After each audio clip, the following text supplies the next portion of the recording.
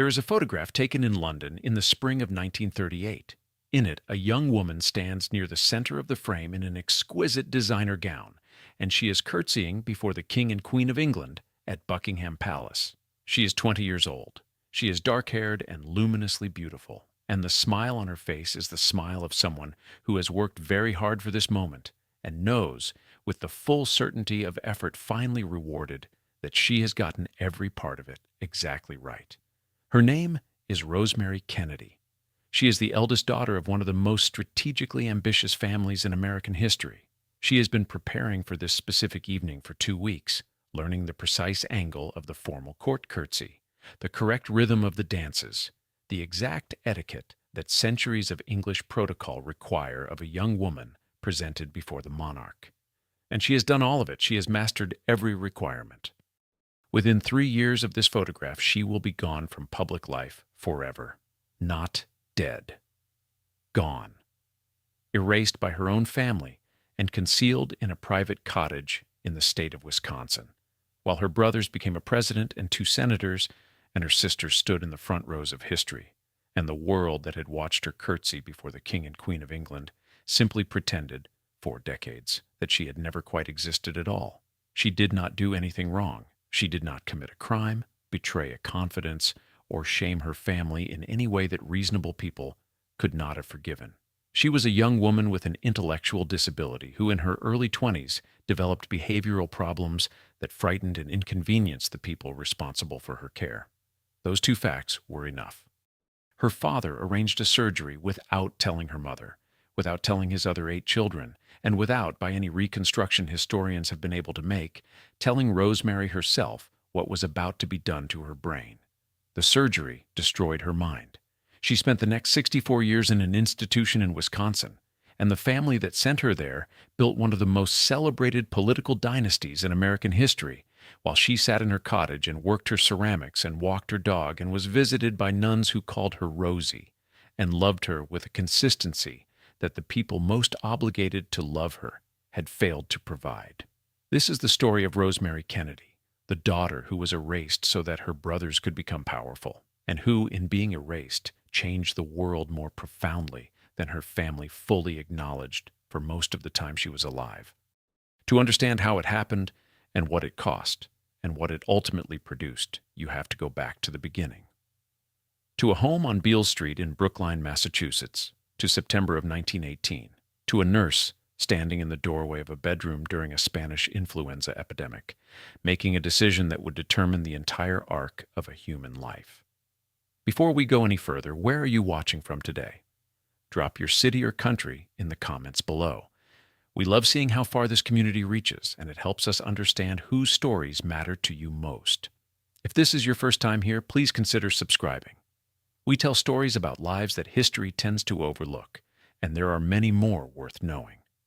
Now, Brookline, Massachusetts, September of 1918. The Kennedy family in 1918 was already in the process of becoming something that would eventually be larger than any of them could have fully mapped. Joseph Patrick Kennedy Sr. was 30 years old, the son of an East Boston Irish Catholic politician named Patrick Kennedy, who had lifted his family from the working-class immigrant neighborhoods of East Boston to a position of modest political respectability, and who had passed to his son not his modesty, but his hunger. Joe Kennedy had spent his 20s converting that hunger into wealth with a ferocious, systematic energy that combined genuine intelligence with a willingness to operate in ethical territories that more cautious men avoided. He had become, at 25 years old, the youngest bank president in the state of Massachusetts, a fact he treated as a credential and mentioned with a frequency that eventually made the people around him simply accept it as part of the furniture of his personality. He had gone on from banking into the film industry, into stock speculation, into a range of financial enterprises of varying transparency, and he had made himself rich in all of them. He had married Rose Fitzgerald in a quiet ceremony at the residence of Archbishop William Henry O'Connell in Boston in October of 1914. Rose was the daughter of John Fitzgerald, the city's mayor, a warm and politically gifted man known universally as Honey Fitz, who had opposed the marriage not on grounds of family standing, but on grounds of personal judgment. He did not entirely trust his son-in-law. Time would not entirely vindicate his trust.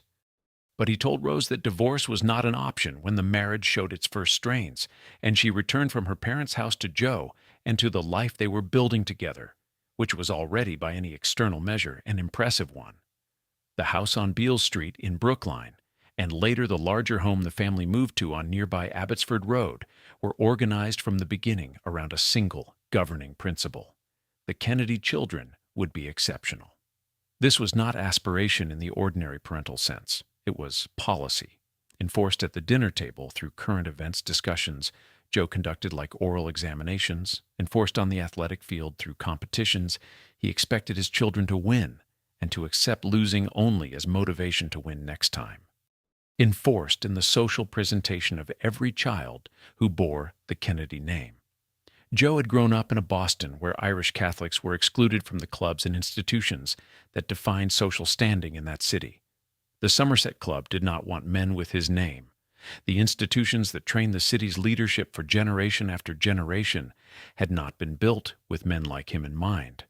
That exclusion had not diminished him.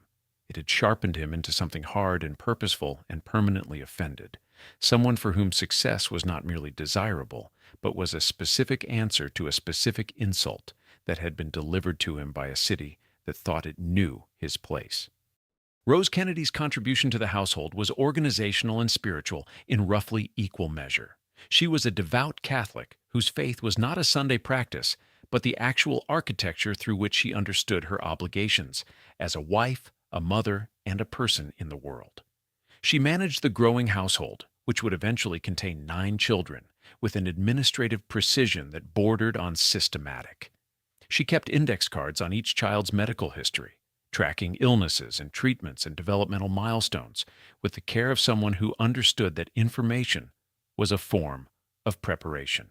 She was not a warm mother in the immediately physical sense. She was a principled one, and the principles she transmitted to her children, Catholicism, discipline, public service, the obligation to be your best self in every setting, would shape them in ways that persisted long after the specific instructions were forgotten.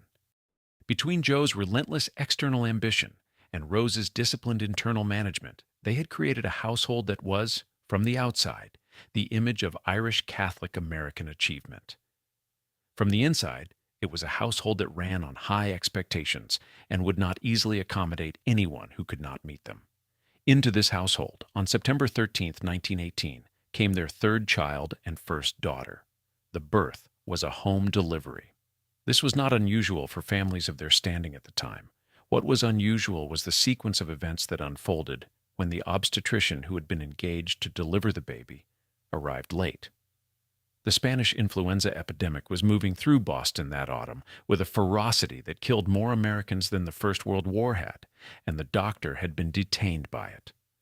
The attending nurse, alone with Rose Kennedy in the bedroom with a delivery that was already in progress, made a decision that no account written since has been able to fully explain or excuse. She told Rose to keep her legs closed. She held the baby in place inside the birth canal. She was not willing to deliver the child without the physician present, and so she waited. For approximately 2 hours, the baby remained in the birth canal, the oxygen supply to her developing brain slowly, measurably, irreversibly depleting with every minute that passed. When the doctor finally arrived and the delivery was completed, the damage was already done. The baby's brain had been deprived of oxygen at the precise moment in neurological development when such deprivation has its most permanent consequences. Modern medical understanding identifies what Rosemary almost certainly experienced as hypoxic ischemic encephalopathy, a neonatal brain injury caused by oxygen deprivation during or immediately surrounding birth. Some researchers examining her case have also suggested characteristics consistent with an autism spectrum condition, potentially connected to or compounded by the same birth injury. What these frameworks share is the recognition that what happened to Rosemary Kennedy in that Brookline bedroom was not a mystery of nature. It was a preventable injury caused by a decision made by another human being who, at the critical moment, chose waiting over action. They named her Rosemary after her mother. They called her Rosemary, or Rosie, among the people who loved her most. She had dark hair and bright eyes, and a smile that photographs confirm was one of her most consistent and genuine features throughout her life. Her parents recognized fairly quickly that she was different. She was slower to crawl than her brothers Joe Jr. and John had been, slower to walk, slower to speak. When her younger sisters Kathleen and Eunice began arriving and reaching their developmental milestones at normal pace, the gap between Rosemary and the siblings on either side of her became impossible to attribute to ordinary variation. Something had happened to this child that had not happened to the others, and the family began, without adequate medical guidance or cultural framework, trying to respond to a situation that the world of the 1920s had almost no useful tools to address. Joe Kennedy's early stated position was, in its way, more generous than what came later. He told people directly that no institution could do for his daughter what her family could give her at home. He was not wrong in principle. He simply did not account for the fact that what his home offered, along with its genuine love, was also a standard of achievement that Rosemary could never meet, a competition she could never win, a household whose deepest values were arranged in fundamental opposition to her limitations. The right instinct, keep her home, keep her with people who love her, was applied in a context that ultimately worked against her. She attended public school in Brookline for her earliest grades, sitting in classrooms designed for children who learned at a pace and in a manner she could not match, watched by teachers who had neither the training nor the resources to help her. She repeated grades. She fell further behind with each year. Academically, she would never progress beyond what her teachers assessed as roughly a third or fourth grade level. Numbers and letters remained difficult. Reading was labored. Writing was possible but slow and often phonetically approximate. She could manage basic arithmetic, including some multiplication, but the gap between her and her siblings widened as the curriculum advanced, and they advanced with it, while she did not. It was, in ways that are painful to contemplate, a household in which the measure of a person was precisely the thing she could not provide. And she knew it. She felt the gap. She grew frustrated with her own limitations in the specific way that people who are trying their hardest feel frustrated when their hardest is not enough. And the frustration was not madness or illness. It was the entirely understandable response of a sensitive person to an impossible situation. What those years actually looked like in practice was a family doing its imperfect best around a situation it did not have the tools to address, loving a daughter and sister in ways that were genuine and also insufficient, trying to include her in a life that was not built around anyone like her. Rosemary attended public school in her earliest years and then a series of private schools and specialized boarding institutions over approximately the next decade. When she was around 11 years old, she was sent to a boarding school in Pennsylvania, specifically designed for students with intellectual disabilities. This was followed by several other placements, each one representing the family's renewed attempt to find an environment that could meet her needs, each one generating its own disruption simply by being another move, another set of new faces, another institution requiring her to start over with strangers who did not yet know her or care about her with the fullness that familiarity produces. Chronic relocation is its own form of harm, and for a child who needed consistency and patient repetition in a stable environment above almost all else, the decade of moves imposed a burden on her development that no individual school, however good, could fully offset. Around the age of 15, she was sent to the Sacred Heart Convent in Providence, Rhode Island, a placement her parents financed with particular generosity. They arranged for multiple teachers to work with Rosemary individually throughout the entire school day in a separate classroom. And they donated a new tennis court to the school in recognition of the extra attention this arrangement required. The nuns did their best. The education Rosemary received at the Sacred Heart was more attentive and individualized than what she had received elsewhere. But it was still not what she needed, because what she needed was an entire educational philosophy built around her way of learning, and that did not yet exist in America. Through all of these schools and transfers and institutional arrangements, Rosemary Kennedy herself remained, in the testimony of everyone who knew her during those years, consistently and unmistakably a person worth knowing. She was sweet-natured, a description that appears in account after account, not as a diminishment, but as a genuine characterization of someone whose first instinct toward other people was warmth and welcome. She had a particular social gift that many people with far greater cognitive resources do not naturally possess. She was fully present with whoever was in front of her. She noticed people. She responded to them with an attentiveness that made them feel seen, and they liked her for it. They remembered her. Her diaries from her late teens and early 20s, written during the period when she could still write with some facility, were preserved in the family archives and published in the 1980s, and they read like the diary of any young woman of her class and era. Opera performances at major venues, tea dances at the houses of family friends, and at club events. Dress fittings for specific occasions, noted with the pleasure of someone who cared genuinely about what she wore and understood what suited her. Shopping expeditions with sisters, social calls, and their outcomes. She read very little beyond what school required, one of her few regular books being Winnie the Pooh, but she engaged with music and social occasions and the visual pleasures of beautiful clothes and beautiful rooms with an appreciation that was real and specific. She also loved her family with an unguarded completeness that is one of the most consistent things in the documentary record. A letter she wrote to her father from one of the boarding schools, found in the Kennedy family archives by the biographer Kate Clifford Larson during her research for the 2015 biography, is among the most direct windows into who Rosemary Kennedy was and what the family's dynamics were costing her. She wrote that she hated to disappoint her father in any way. She said she got very lonesome every day. She asked him, clearly and directly, to please come see her very soon. It is the letter of someone who understood that she was not meeting a standard, who was trying hard not to fail at it, and who was asking for connection from the one person whose approval she wanted most. Joe Kennedy did not come with the frequency or the presence the letter was asking for. He was building something, and she was, even then, beginning to become in his calculus a complication, rather than simply a daughter. The siblings were different, particularly Eunice. 3 years younger than Rosemary and already showing the moral seriousness and force of will that would make her one of the most consequential women of the 20th century, Eunice made consistent, genuine efforts to include her older sister in the Kennedy family's relentlessly competitive physical and social culture. During sailing races off the coast at Hyannis Port, the Kennedy siblings would manage the actual navigation, while ensuring Rosemary was on the boat and holding a line in part of the race, and could share in the win if they won it. During the touch football games on the lawn at Hyannis Port that became a kind of Kennedy family signature, they found ways to include her. The accommodations were made without being announced, which meant they were made with real care rather than with the performance of care.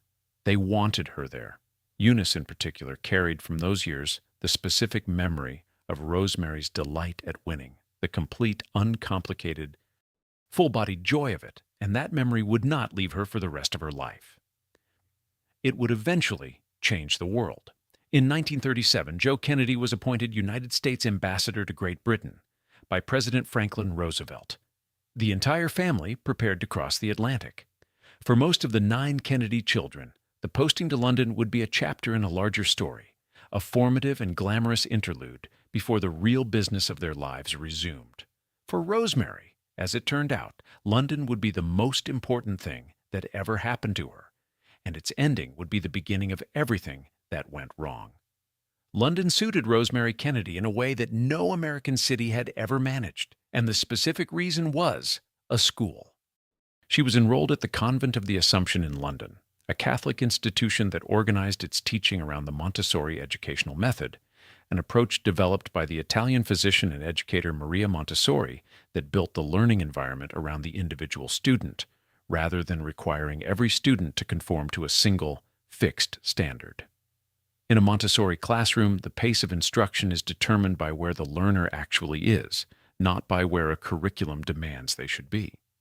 The environment is structured and consistent, which provides the framework that learners with Rosemary's profile need, but within that structure there is patience and flexibility and a genuine responsiveness to individual capacity. For Rosemary Kennedy, who had spent years being moved through schools designed for students who processed information in ways she could not replicate, the Convent of the Assumption was something close to a revelation. She made progress. Her teachers reported consistently positive assessments. She was happy in the classroom in a way she had not been happy in a classroom before. The broader life of an ambassador's family in London in 1938 was also in its social demands and its formal rituals, and its emphasis on presentation and behavior rather than academic achievement. A world that played to Rosemary's genuine strengths. The social calendar was substantial. There were dinners at the American Embassy, attended by the diplomatic and political and cultural figures of one of the world's great capitals. There were opera performances at Covent Garden, which Rosemary wrote about in her diary with the specific pleasure of someone fully present in the experience. There were tea dances at the homes of English families who had been persuaded that the new American ambassador's family was worth knowing, which they were, and Rosemary moved through those occasions with the social warmth and attentiveness that had always been her most natural quality. She was in her element. She was also in London in 1938, undeniably and strikingly beautiful in a way that the family photographs of the period confirm. A young woman with dark hair and bright eyes and a smile that had genuine warmth behind it, and beauty in that social world opened rooms that intellectual assessments closed. The peak of the London chapter came in the spring of 1938, when Rosemary Kennedy was formally presented as a debutante at Buckingham Palace before King George VI and Queen Elizabeth. The presentation was one of the major social events of the London season, a ritual in which the daughters of diplomats and aristocrats and prominent families were formally introduced to the court, and it demanded a specific and exacting set of preparations. A precise formal curtsey that required practice to execute without stumbling, particular dances with their own choreographic requirements, a range of social protocols governing movement and address and comportment that were demanding for anyone who had not been raised specifically in preparation for them. Rosemary had 2 weeks from her arrival in England to learn all of it. 2 weeks for a young woman with significant learning challenges to master a choreography of grace and formality that the daughters of English aristocrats had spent years preparing for. She prepared.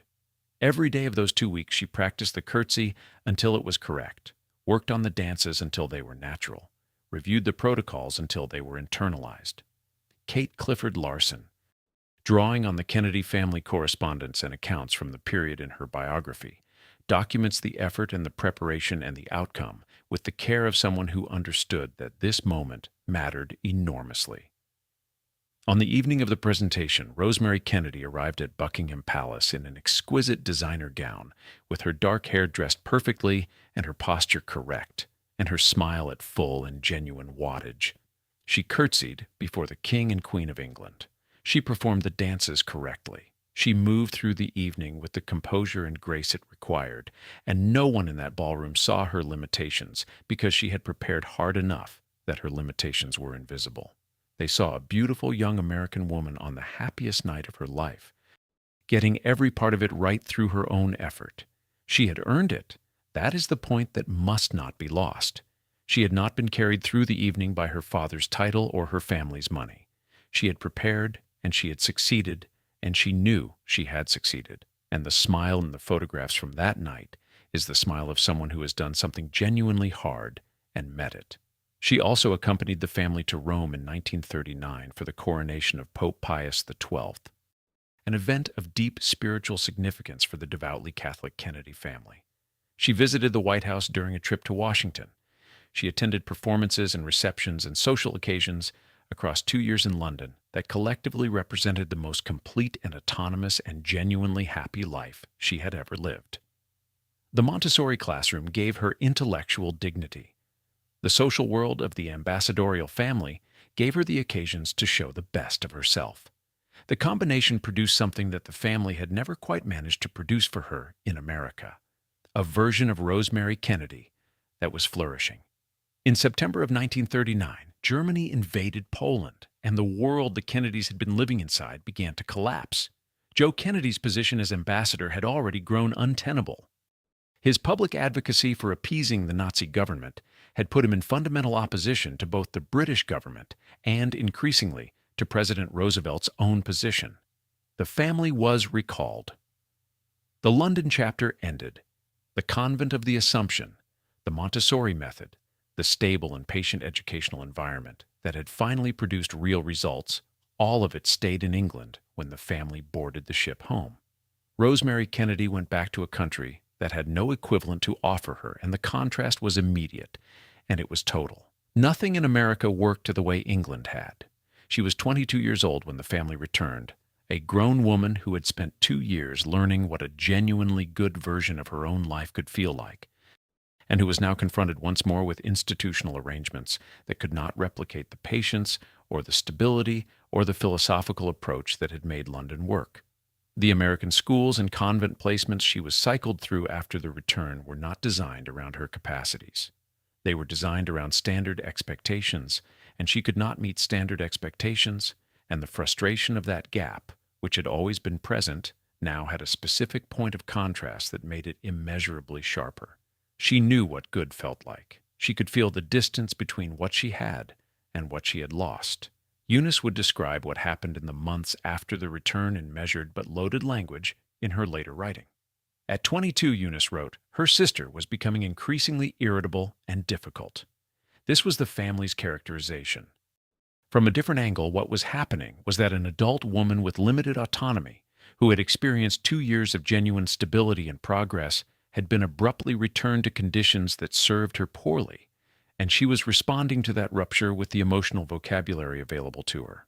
The behavioral changes that followed were described by those around her as episodes resembling convulsions and sudden violent outbursts. She was expelled from a summer camp in western Massachusetts. A Philadelphia boarding school lasted only a few months before that arrangement failed. She was eventually placed at a convent school in Washington, D.C., run by nuns who took their responsibility for her seriously, and who reported, after some time, a development that shifted the family's anxiety into something closer to panic. She had begun sneaking out of the convent at night. From any reasonable perspective applied to a 22-year-old woman, this was not a psychiatric emergency. She was an adult. She wanted to go out. She wanted some version of the freedom that her brothers and sisters exercised without comment or restriction. John Kennedy, her younger brother, was out in the world, pursuing a naval career and a future in politics and the social life that went with both. Eunice was active and engaged and pointed toward a life of her own. Rosemary was in a convent school in Washington, D.C., and she was sneaking out at night because the impulse toward life that lives in every young person had not been extinguished in her by her disability. And she was acting on it in the only way available. The nuns did not see it this way. They feared she was involved with men. They worried she might contract a disease, specifically a venereal disease, that could then be brought back into the household. They worried she might become pregnant. These fears were communicated to Joe Kennedy, and they landed in a mind that was running a calculation far colder than anything to do with his daughter's welfare.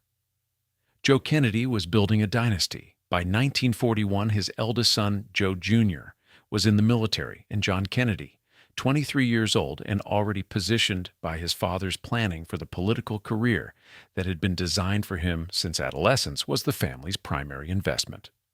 A scandal involving the family's intellectually disabled daughter, a pregnancy, a disease, a public incident of any kind at this precise moment of careful upward positioning could damage everything Joe Sr. had spent 2.5 decades constructing. Bertram Brown, who later served as director of the National Institute of Mental Health and had close firsthand knowledge of the Kennedy administration's internal workings, told journalist Ronald Kessler in a 1996 biography of Joe Kennedy Sr. that the ambassador had deliberately characterized Rosemary as intellectually retarded rather than mentally ill specifically to protect John's reputation for his coming presidential career. The family's sustained refusal to engage honestly with what Rosemary actually needed, Brown said, was part of a lifelong pattern of denying what was really true. Joe Kennedy had decided that his daughter's existence was a problem requiring a permanent solution. By the spring of 1941, he had found what he believed was that solution. The procedure Joe Kennedy arranged was called a prefrontal lobotomy, and in November of 1941 it was not a fringe treatment. Practiced by disreputable physicians at the edges of medical respectability, it carried the full and formal endorsement of mainstream medicine. The procedure had been developed by the Portuguese neurologist Antonio Egas Moniz, who introduced it in 1935 based on his theory that severing specific neural connections between the prefrontal lobes and the deeper structures of the brain could reduce or eliminate the behavioral symptoms of mental illness. Monize's work had been received with genuine scientific enthusiasm and would be awarded the Nobel Prize in Physiology or Medicine in 1949, a recognition that the Nobel Committee would later refuse to rescind, despite a campaign led in the early 2000s by families of people who had been damaged by the procedure.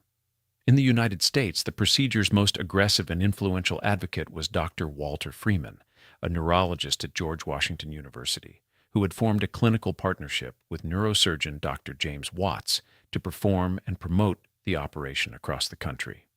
Freeman was a promoter as much as a scientist, someone who understood that the most powerful instrument available to a new medical procedure was the confidence of the physician recommending it, and he projected confidence with a theatrical force that was difficult to resist. He had a showman's instinct for the persuasive framing of clinical outcomes. Families who came to him desperate for solutions found a man who offered them certainty in the place of hope. He was skilled at this. By the 1940s, approximately 5,000 lobotomies were being performed annually across the United States. It is worth noting that William White, the superintendent of St. Y. Elizabeth's Hospital in Washington, had actually refused to allow Freeman and Watts to perform lobotomies at his institution. This fact appears in Larson's research as a marker of the procedure's contested status even within the medical establishment that largely endorsed it. Not everyone was convinced. The refusals were noted and ignored by those determined to proceed. Joe Kennedy found his way to Freeman and Watts through medical contacts. The specific chain of referrals is not fully documented in the surviving sources. But by the autumn of 1941, he had arranged for Rosemary to be evaluated at George Washington University. Freeman and Watts examined her and recommended the operation. Joe authorized it.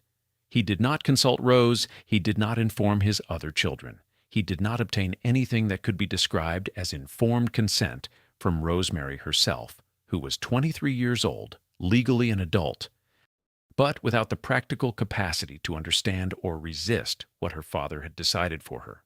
The operation took place in November of 1941. Rosemary was brought to George Washington University Hospital. Staff shaved the top of her head. Her feet were strapped to the operating table. Towels and drapes were arranged to limit her line of sight. She was given a mild, tranquilizing medication, but remained awake throughout the procedure.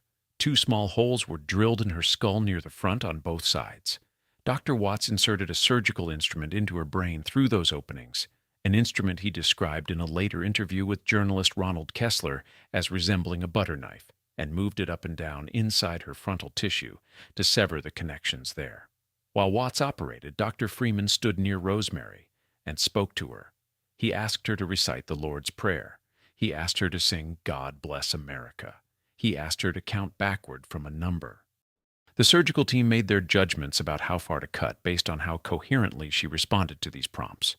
When her words began to dissolve and break apart and finally fall into silence, they stopped.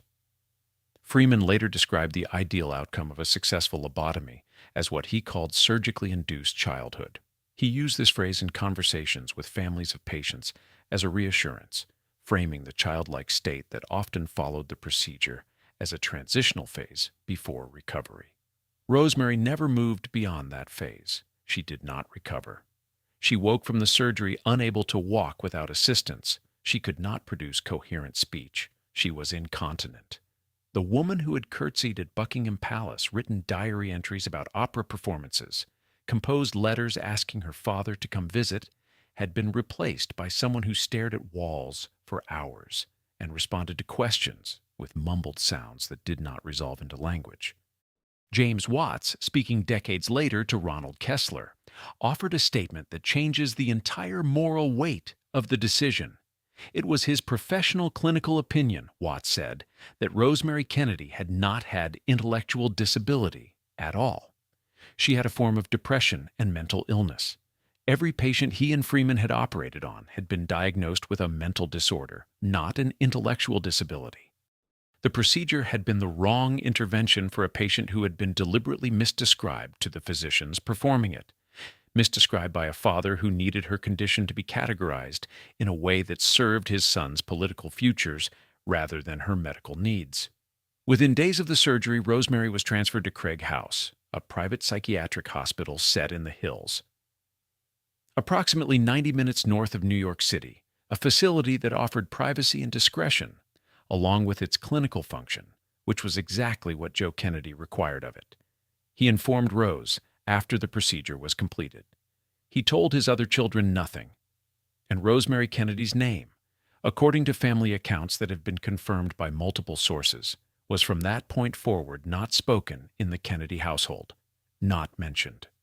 Sealed away behind money and distance and a silence that Joe Kennedy was, in all the documented dimensions of his character, extremely skilled at maintaining indefinitely. The story the Kennedy family told the outside world about Rosemary evolved over the years that followed, but every version of it was a story about absence. She was away at school. She preferred her privacy. She had never been entirely well.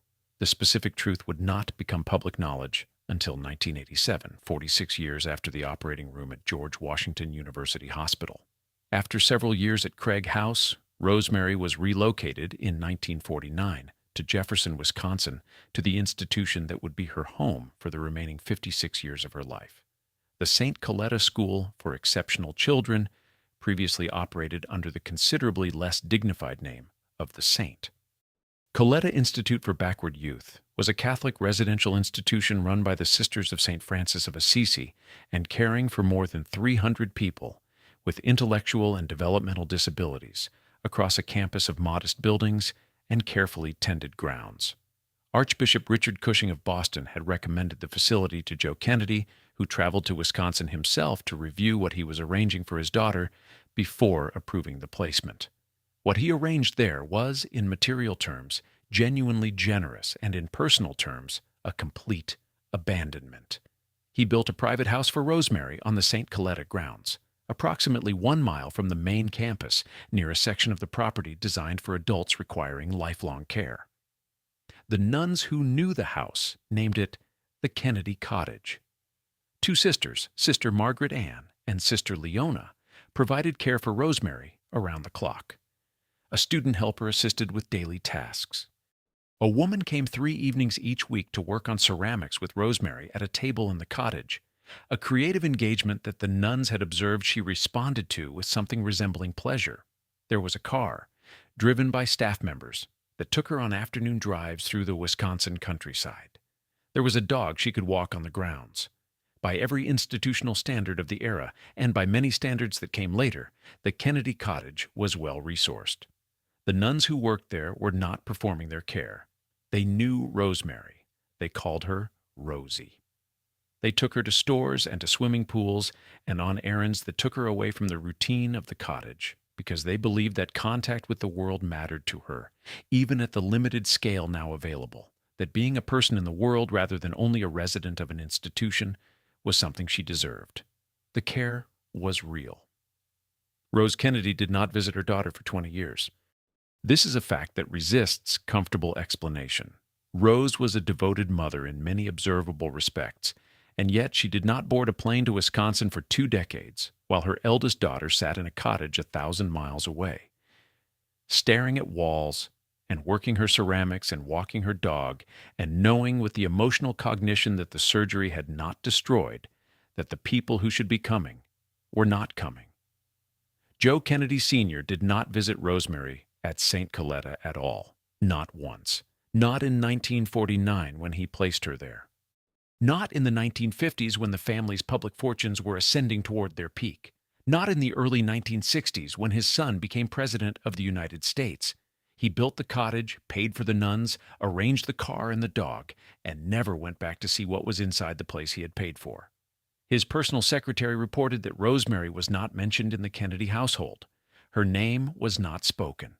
She had been sealed away with money, and the money was the entirety of what Joe Kennedy was willing to offer. The family told people who asked that Rosemary was away at school, then that she preferred her privacy, then that she had mental disabilities that required specialized care. None of these explanations included the word lobotomy. That word would not be spoken publicly in connection with Rosemary Kennedy's name until 1987. What the family did not fully account for was that Rosemary was still present in the ways that mattered most. She retained emotional and relational memory. She knew her family members when they came. She knew her parents. She knew her siblings. She knew the difference between being visited and being left alone, and she knew that the people who knew her best were choosing, for reasons she could not understand, not to come. John Kennedy came once during those silent years. While campaigning in Wisconsin for re-election to the United States Senate in 1958, before his siblings had officially been told of Rosemary's location, he made a covert and unannounced solo visit to St. Coletta. No record has been found of what passed between them in that visit, but he made the trip. He went alone. That solitary act of loyalty sits in the historical record without elaboration, and does not need any. In December of 1961, Joe Kennedy Sr. suffered a massive stroke at the family's home in Palm Beach, Florida. The stroke was severe and immediate, leaving him unable to speak or walk. He would live for 8 more years in that diminished state, present in body but stripped entirely of the capacity to enforce the silences he had constructed and maintained with such care for 2 decades. The patriarch was silenced by his own body, and with his silence came, for the first time, the possibility of truth. What Rosemary's siblings found, when they finally looked, was not what they had been told. The family had been managed for years with indirect reassurances. Rosemary was appropriately cared for. Visits would agitate her. The doctors advised against contact. The family should trust the arrangements that had been made. Joe Kennedy had delivered these explanations with the authority of the man who controlled every significant fact of all their lives. And his children had accepted them because they had no reason not to and no access to anything contradicting them. With the stroke removing his authority, the explanations became questionable. In 1961, for the first time, Rosemary's siblings were made aware of her location. Rose Kennedy flew immediately to Wisconsin. The reunion that followed has been described by Elizabeth Kohler Pentecoff, whose aunt worked as a companion to Rosemary at St. Coletta for years, and who had her own long and affectionate personal history with the Kennedy cottage and its resident. Kohler Pentecoff had first encountered Rosemary when she herself was 4 years old, and Rosemary was 43, brought along on one of her aunt's visits, and she had continued visiting through childhood and into adulthood, coming to know the woman in the cottage with a warmth and directness that the more famous Kennedy family members took longer to develop. When she describes the reunion between Rose and Rosemary, she does so as someone who knew both women and who understood what the meeting meant. When Rose Kennedy stepped off the plane in Wisconsin, Rosemary ran toward her. That detail alone contains an entire history. She ran. The woman who walked with a limp, whose arm was palsied, whose speech had never recovered to anything resembling coherent language, ran toward her mother. And then she stopped. And then she let out what Kohler Pentecoff described in the precise and careful language she used as a primordial scream, and she beat her mother's chest with her fists. Kohler Pentecoff did not equivocate about what the scream communicated. She knew, Kohler Pentecoff said. She knew she had been out of everyone's lives. And that was the reaction. It was not a symptom. It was not a behavioral episode of the kind that had been used to justify what was done to her. It was the response of a person who had been abandoned by the people who loved her most, who had waited for them for 20 years with the full emotional capacity of someone who understood what waiting meant, and who finally had the object of that waiting standing in front of her, and expressed in the only register available to her 20 years of longing and 20 years of being left. The scream said everything that language could not. Rose Kennedy heard it. The family heard it. You do not unhear a sound like that. What followed was imperfect, as family reckonings always are, and real. In September of 1962, Eunice Kennedy Shriver published an article in the Saturday Evening Post about her sister Rosemary and about intellectual disability more broadly. It was the first time any Kennedy family member had publicly acknowledged a sibling with a developmental condition. The article was carefully constructed. It did not mention the lobotomy. It did not name what had actually been done or by whose decision, but it broke the wall of silence that the family had maintained since 1941, and it carried a force beyond what its measured language suggested on the surface. Eunice was telling the country something her family had worked systematically to conceal, and the act of telling it was itself a form of accountability, even an incomplete one.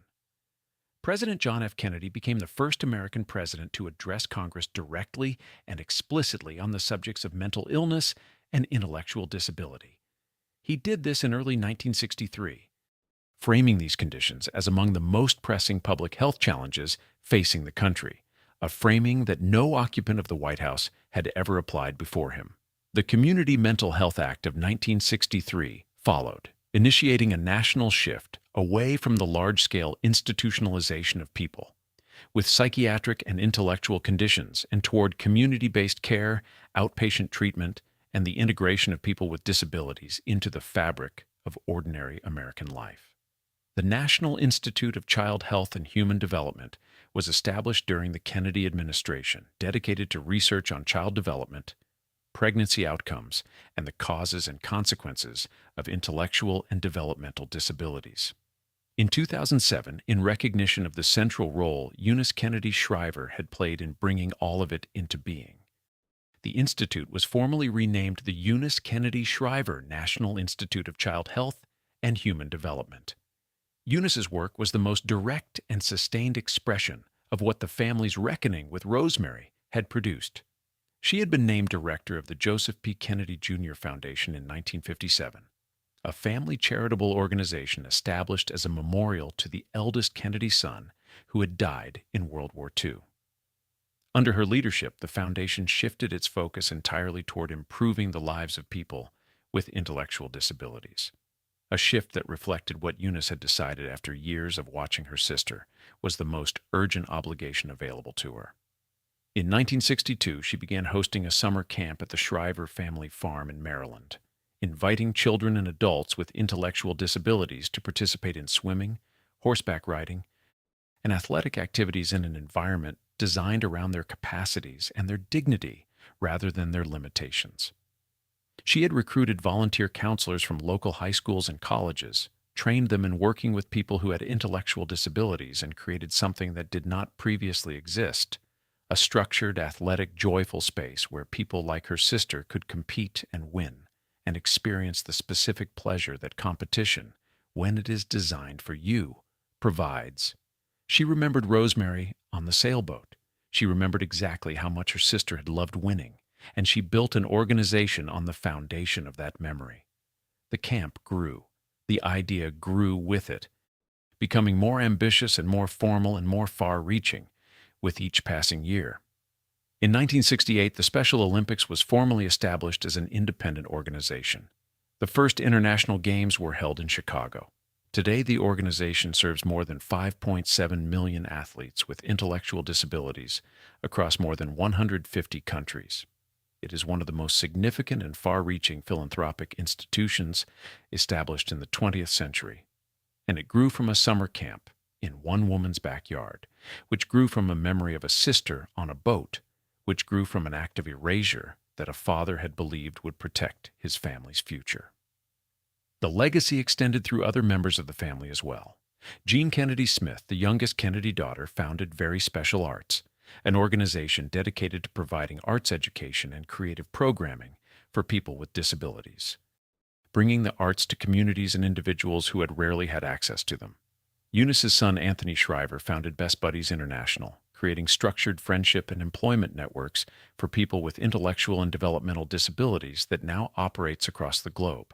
Anthony Shriver said publicly that the interest Rosemary had sparked in the Kennedy family toward people with special needs would one day be recognized as the greatest accomplishment any member of the family had made, greater than any presidency or Senate career or diplomatic appointment, because its reach was planetary and its permanence was structural rather than political.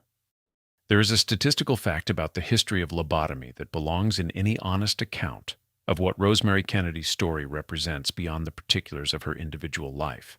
Women constituted 82% of all lobotomy patients in the United States between 1938 and 1954. In hospitals and institutions across the country, women made up between 60 and 80% of all lobotomy recipients during this period, despite men comprising the majority of institutionalized patients overall. The procedure was applied with disproportionate frequency to women whose behavior had been identified by fathers, husbands, institutional administrators, or physicians as inconvenient, unmanageable, sexually threatening, or otherwise disruptive to the needs of the men managing their lives. Rosemary Kennedy was not an exception to this pattern. She was the most publicly visible and most extensively documented case, within a pattern that destroyed tens of thousands of lives, the overwhelming majority of them belonging to women who had no president or senator or internationally celebrated philanthropist to eventually speak on their behalf. In 2007, at a small private gathering where she was not speaking for the public record or for the family's official narrative, Eunice Kennedy Shriver said something she had not said before in those terms. She said she believed that Rosemary's rejection, by which she meant the erasure and the institutionalization and the decades of absence, had more to do with the brilliance of her brother John's presidency than anyone had yet understood.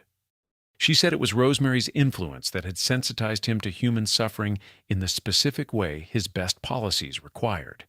And then she said the thing she had carried for 60 years without saying directly. She said that more than any one individual, Rosemary made the difference. She said this in 2007, 66 years after the surgery, 2 years after Rosemary's death, a sister finally saying out loud to a small room what the family had known and avoided saying for most of the time they had all been alive. Following Joe Kennedy's death in 1969, Eunice led the deliberate and careful work of drawing Rosemary back toward the family's active life. It was not a simple process. Rosemary had been outside the family's physical world for nearly 3 decades. The nuns at St. Coletta had become, in the most practical sense, her people, the ones who knew her daily and responded to her needs, and called her Rosie without any of the complicated freight that her family name carried. Reintegration required patience and consistency and a recognition that what Rosemary needed had not changed. She needed people who showed up reliably and treated her as the person she was. Eunice showed up reliably. She visited St. Coletta more regularly than any other sibling, traveling to Wisconsin with a frequency that the nuns and staff who worked with Rosemary came to count on. The visits were not formal occasions. They were time spent with a sister, walking the grounds, sitting in the cottage, being present with the specific person who lived there, rather than with an abstraction of that person. Other siblings came as well. And Rosemary was occasionally brought to visit relatives in Florida, in Washington, D.C., and to the childhood home on Cape Cod, the house and the shoreline she had known before any of the institutions, the landscape that predated everything that had been done to her. By the time of these later visits, Rosemary had relearned to walk, though she walked with a permanent limp. Her right arm remained palsied. Her speech never recovered to anything that could be called conversation. But she was present in ways that mattered to the people who came to see her, and that mattered to her. She recognized the people she had known. She responded to their arrival with a warmth that her family members described as unmistakable, a lighting up that recalled the young woman in the London photographs and confirmed that whatever the surgery had taken, it had not taken everything. Something had persisted. Something that was identifiably and irreducibly Rosemary had survived 6 decades of institutional life and 1 catastrophically failed surgical procedure and 20 years of absence.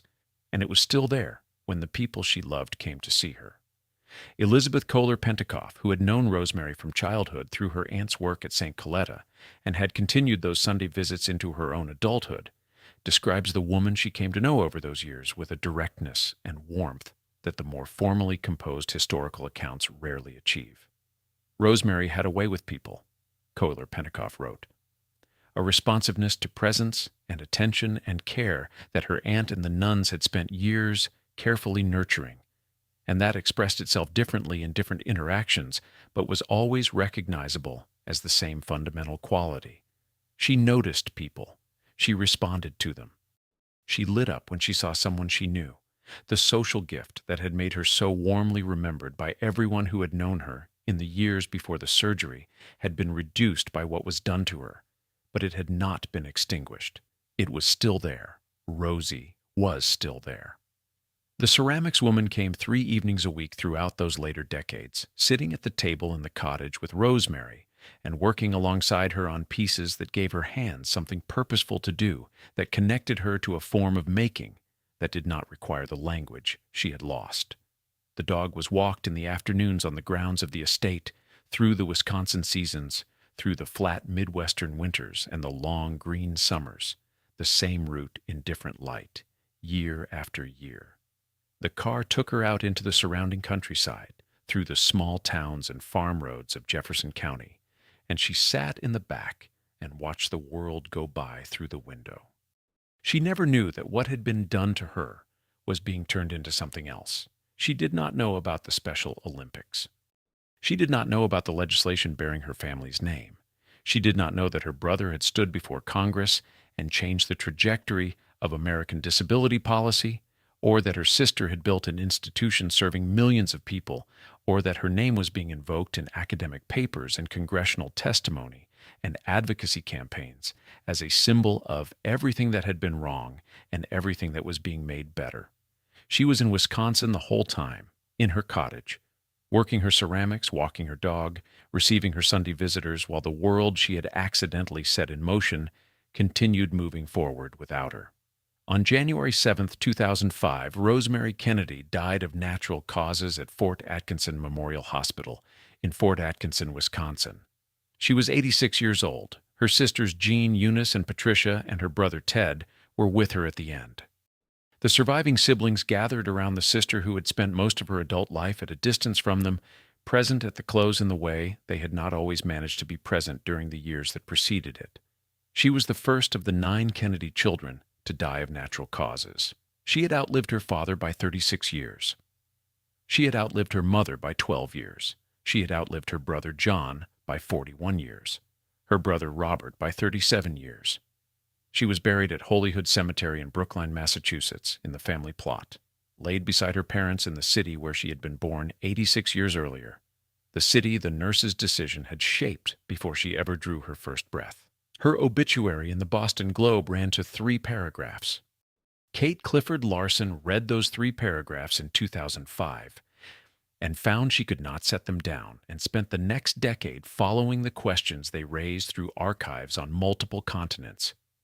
Through Rose Kennedy's diaries and the letters Rosemary had written, and the correspondence between teachers and doctors and parents and institutional administrators, until she had assembled a full life from the fragments that history had allowed to survive, and published it as a biography in 2015 that placed Rosemary Kennedy at the center of the Kennedy family story for the first time. History has a particular way of organizing the Kennedy family. It assigns them roles and holds those roles in place.